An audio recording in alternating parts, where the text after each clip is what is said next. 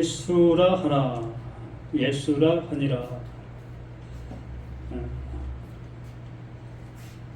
우리는 이 모든 것들을 이미 성경을 통해서 수없이 보았고 들었고 또 알고 있고 또 설교를 통해서도 수없이 이 성탄절 성탄절 주변 속에서 이 설교를 수없이 들었으리라 봅니다. 들은 것이 나에게는 지금 현재 어떻게 남아 있는지가 중요한 것이라고 말씀을 드리는 겁니다. 아까도 말씀을 드린 것처럼 하나님의 은혜가 내게 주어지면 그 주어진 것은 영원한 것이 되어져야 되는 것이지, 뭐 오늘 받았다가 또 저녁 때서 또 부부지간한 싸움으로 인해서 사라지고 또 친구지간한 싸움으로 인해서 다 날려보내는 그러한 그 상태라고 여긴다면 전혀 성경을 잘못 보고 있었다는 겁니다. 하나님의 은혜는 뭐 주었다가 또 뺏었다가 또 주었다가 뺏었다가 이렇게 할 수 있는 게 아니에요. 우리도 그렇지 않습니까? 한 가정 속에 부부가 자녀를 출생을 시키지요. 그 출생시킨 자녀를 다시 뱃속으로 집어넣었다가 다시 뺐다가 다시 넣었다가 다시 뺐다가 할 수 있습니까? 불가능한 거잖아요. 이치를 따져본다 할지라도 도저히 상상도 할 수 없는 그러한 것이라는 겁니다. 그래서 하나님께서는 우리들의 이치의 모습으로 하나님의 말씀을 우리에게 전해주고 있는 겁니다.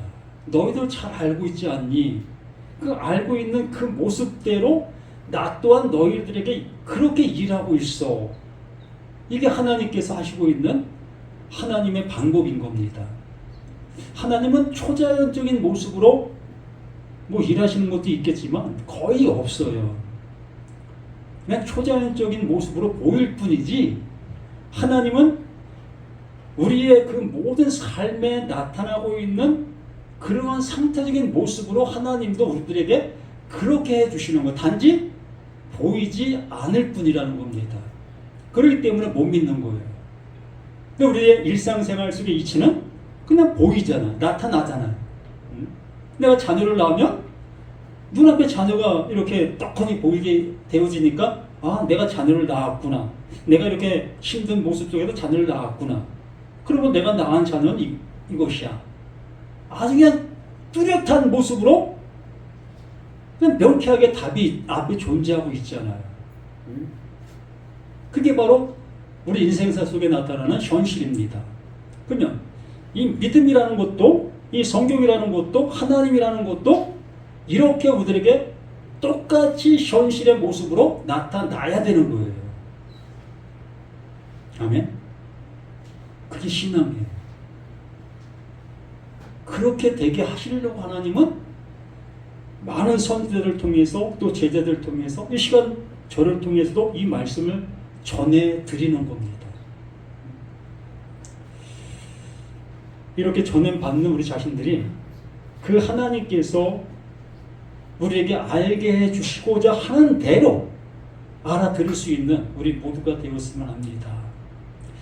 마태복음 1장 18절부터 예수 그리스도의 나심은 이러하니라. 예수 그리스도, 예수가 그리스도라는 그 말씀을 해주시는 겁니다. 예수는 그리스도. 바로 예수라는 이 존재가 그리스도라는 얘기예요. 그러니까 이게 하나의 논제가 되어지고 그 논제가 이렇게 답이 되어지는 상태. 그래서 그리스도라는 그 표현은 이게 하나님의 약속, 또 언약, 이러한 것을 품고 있는 거예요. 그래서 구약에서는 이 그리스도라는 표현을 메시아라는 표현으로 사용을 했습니다. 이 메시아라는 것은 기름 부음을 받은 존재, 기름 부음을 받은 존재. 그래서 구약 시대 속에서 기름 부음을 받았던 사람들은 누구냐면 제사장,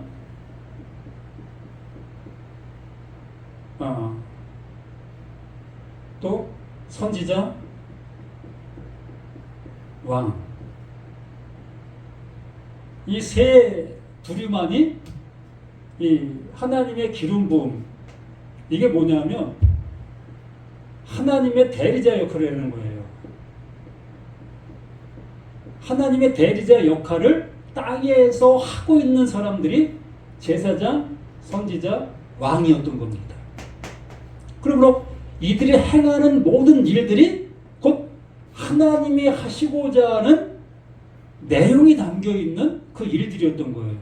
그래서 제사장이 행하는 그 제사 양식들을 잘 알아보게 되어지면 하나님께서 이 제사장을 통해서 행하려고 하는 그것이 무엇인지를 알아듣게 되어지고, 또 선지자들이 말하고 있는 말들을 잘 알아들으면 하나님께서 우리에게 하시려는 것이 뭔지를 알게 되어지고, 또 왕이 백성들을 다스리게 하는 그 모든 것들을 잘 알아들으면 하나님께서 예수는 그리스도다라는 그 얘기를 알아듣게 되는 거예요.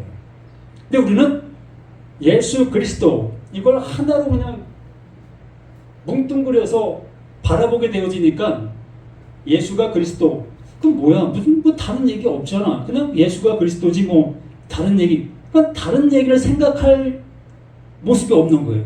그런데 여기에 말하는 것처럼 예수는 예수가 그리스도이다 라는 그 표현으로 이 중간 칸발을 쳐주게 되어지면, 예수가 하나님의 제사장의 모습으로, 하나님의 선지자의 모습으로, 하나님의 왕의 모습으로 우리 가운데 와서 하나님이 하시고자 하시는 그 일을 이렇게 약속으로 또 언약으로 이렇게 이루시고 계시는 분이었구나, 이걸 알게 되어지는 거예요.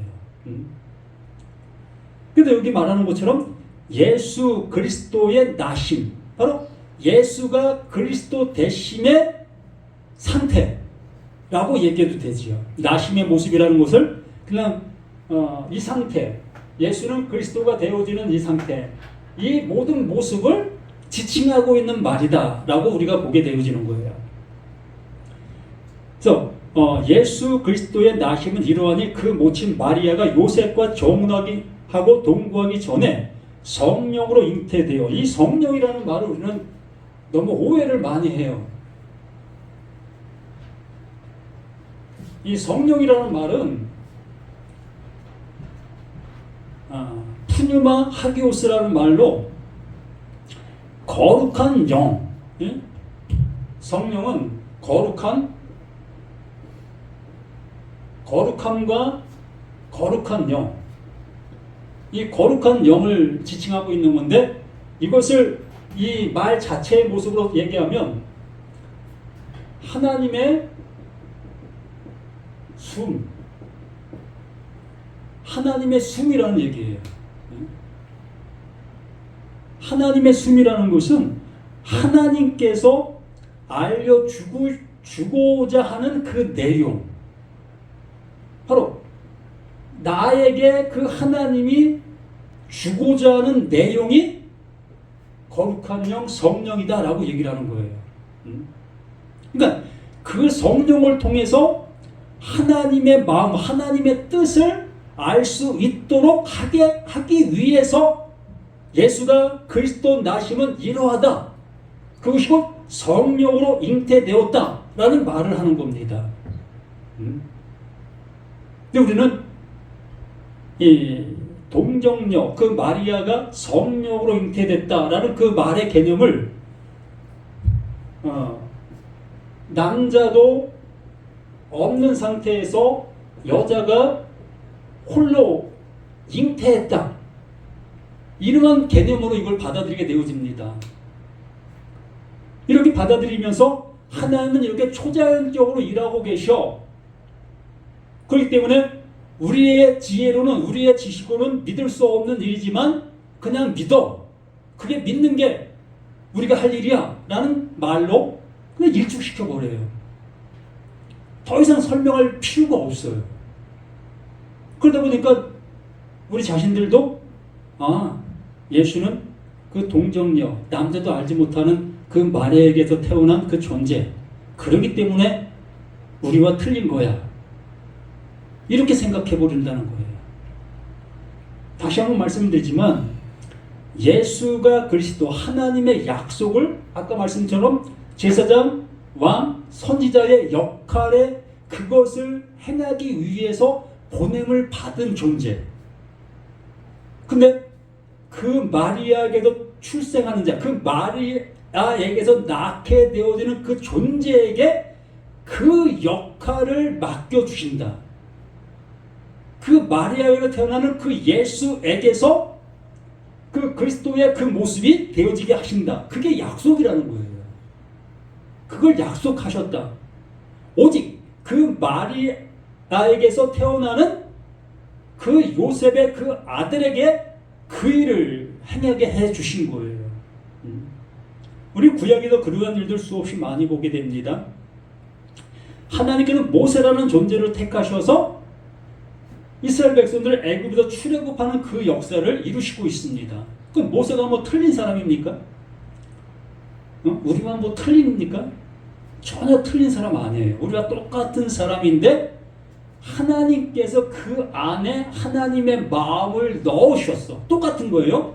거룩한 영, 그 영을 모세에게 넣어주셔서 그 모세가 그 약속을 받아 그 일을 행하게 되는 거예요. 그 일을 행하게 하시는 능력은 하나님이 주시는 겁니다. 왕, 제사장, 선지자의 일을 할 수 있도록 그 하나님께서 모세에게 또한 예수에게 그 능력을 주시는 거예요. 이러한 맥락의 모습으로 이렇게 말씀해 주시는 겁니다. 그래서 그 남편 요셉은 의로운 사람이라 저를 드러내지 아니하고 가만히 끊고자 하여 이 일을 생각할 때 주의 사자가 현몽하여 가로되 다윗의 자손 요셉아 내 아내 마리아 데려오기를 무서워 말라. 저에게 잉태된 자는 성령으로 된 거라.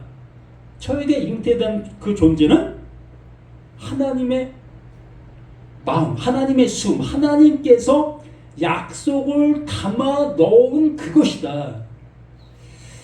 이걸 설명하기 위해서는 좀 쉽지 않아요. 그 마리아가 잉태된 그것에 대해서 설명하려면 정말 마리아가 동정녀였나? 남자를 모르는 사람이었나? 이런 것까지 다 들추어서 설명해야 되기 때문에 시간이 상당히 많이 걸립니다. 여기서 동정녀라는 말은 없어요. 동정녀라는 말은 없는데 이 구약의 이사야 말씀의 예언서의 모습에 따라 이거를 번역하는 그 과정 속에서 그냥 동정녀의 모습으로 번역을 해버린 거예요. 그냥 여자예요. 그냥 여자.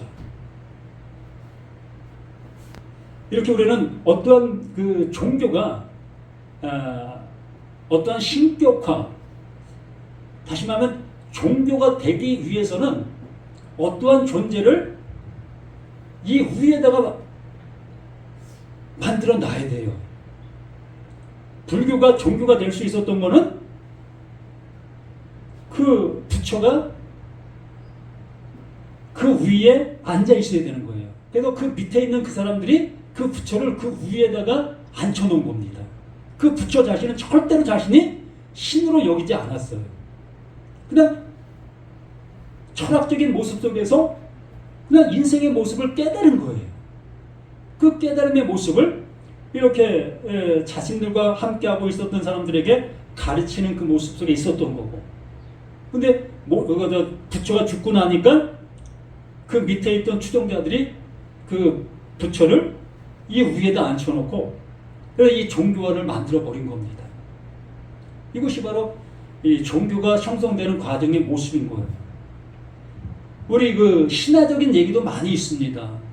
그 신화적인 얘기가 거의 다 그런 형식의 모습으로 조작이 됐다는 거죠.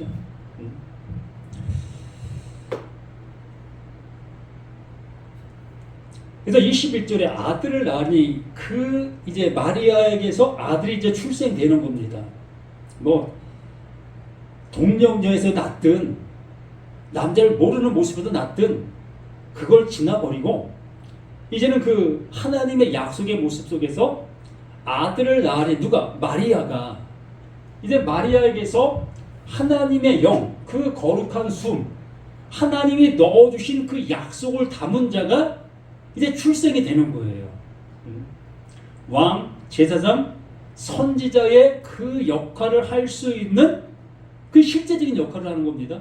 그 역할을 하게 되어지는 그 존재가 그 마리아를 통해서 출생이 되는 그것이 바로 예수인 거예요. 아들을 낳으니 이름을 예수라 하라. 이는 그가 자기 백성을 저희 죄에서 구원할 자이심이라 하니라. 그래서 제사장이 뭐 했던 거죠? 속죄죠, 속죄. 속죄제를 드렸던 사람이고, 또 선지자는 뭐 하는 자죠? 하나님의 말씀을 예언하지요. 뭘 예언합니까? 바로 우리 자신의 모습을 예언하는 거예요. 그럼 결과적으로 뭘 예언합니까? 우리의 모습, 우리들의 상태, 그 하나님 앞에 우리들의 모습의 어떠한 상태를 얘기하는 거예요. 왕은 또 뭐 합니까? 재판하지요. 나를 재판하는 거예요, 나를. 여기도 나고, 여기도 나고. 그러니까 제사장, 선지자, 왕 모두가 다 나를 재판하기 위해서 존재하는 거예요. 그래서 이게 아들을 낳으니 이름을 예수라 하라. 이는 그가 자기 백성을 저희 죄에서 구원할 자이심이라. 바로 그걸 얘기를 하는 거예요. 이 예수는 우리의 죄를 짊어지기 위해서 오신 존재였다라는 것을 이렇게 명확하게 우리들에게 알려주시는 겁니다. 그런데 중요한 것은 이 제사장들, 땅에 있었던 제사장, 땅에 있었던 선지자, 땅에 있었던 왕들은 어떤 일을 했습니까? 땅의 일을 했던 겁니다. 땅의 일, 땅에서 죄를 짓게 되어지는 그 모든 행동들, 율법을 지키지 못했다든가, 또 남의 마음을 아프게 했다든가, 남의 것을 도둑질했다든가, 이런 내 눈에 보이고 있는 나쁜 행동들의 그 모든 것들을 총칭해서 이것을 땅에서 해결하고 있었던 겁니다. 그 구약의 모든 제사장, 선지자, 왕들의 모든 모습들이 이러한 모습들을 우리는 이미 알고 있어요. 땅에 우리가 짓고 있는 이러한 죄들에 대해서 이렇게 하고 있었던 사실들을 이미 우리는 알고 있었습니다. 그러면 거룩한 숨을 가진 거룩한 영으로 우리에게 오신 그 예수가 이 일을 합니까? 땅의 일을 이 일을 하는 겁니까? 이 일을 하는 것은 이미 땅에 있는 제사장, 선지자, 왕들이 있는데 땅의 것을 할 이유가 없는 거예요. 이걸 하려고 하시는 것이 아니라 너희들 이거 알고 있지? 이걸 너희들은 잘 알고 있지? 이걸 아는 것처럼 그 보냄받은 자, 그 예수는 하늘에서 행하려고 하는 그 일을 하는 거야. 그게 뭡니까? 우리가, 나라는 나가 하나님과 하나가 되지 못하고 있었던 그 일들, 하나님의 말씀을 알아듣지 못하고 있었던 그 상태, 하나님과 하나가 되지 못하고 있었던 그 상태를, 그걸 죄다 이 땅에서 하고 있는 이 제사장들, 선지자, 왕들이 하고 있었던 그 일이었다. 그러므로 그 예수가, 나라는 나가 하나님과 하나 되지 못하고 있는 그것에 대한 죄, 그게 죄였다는 거예요. 하나님과 하나 되지 못하고 있었던 그 상태가 그게 죄였다는 거예요. 그래서 그 예수는 그 죄를 짊어지기 위해서 오신 존재라는 거예요. 이 땅의 것은 이미 제사장, 선지자, 왕 이들을 통해서 말씀해 주었던 것이고 그렇게 해결받고 있었던 모습이었던 거예요. 그렇기 때문에 이것을 위해서 예수가 온 게 아니라 너희들이 이것을 잘 알고 있는 것처럼 나는 하나님께서 너와 나와의 하나님과 나와의 관계의 모습을 청산해 주기 위해서 온 존재다. 그게 바로 이름을 예수라 하라. 이는 그가 자기 백성을 저희 죄에서 구원할 자이심이라. 이게 구원인 거예요.